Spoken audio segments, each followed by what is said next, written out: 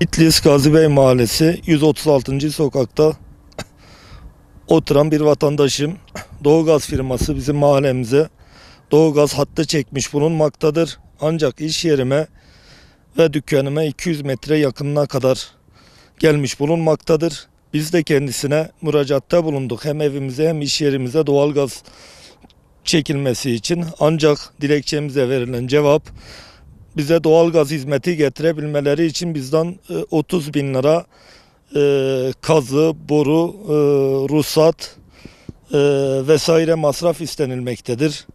Bütün yetkililerimize sesleniyoruz. Doğalgaz firmasına bir dur desinler.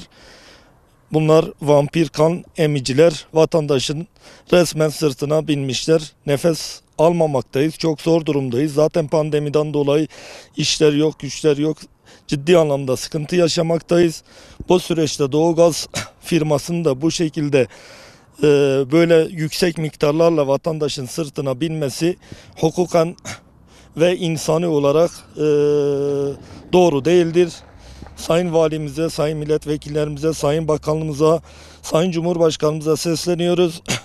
Bu özel şirketleri bir takibe alsınlar. Bunlar vatandaşa nasıl davrandıkları, vatandaşlardan nasıl haksız kazanç sağladıklarını bir an önce önlesinler. Zor durumdayız.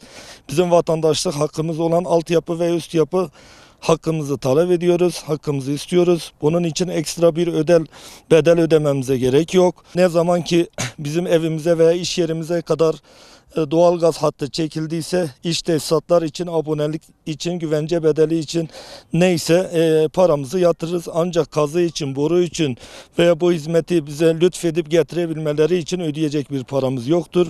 Ve biz bu hizmeti ücretsiz olarak kapımızın önüne kadar gelmesini istiyoruz. İşte iş yerimiz burada, evimiz de burada. Kepçenin çalışma alanı için hiçbir engel yoktur. Yoldur, imarlıdır, ifrazlıdır. Herhangi bir engel bulunmamaktadır. Yani normal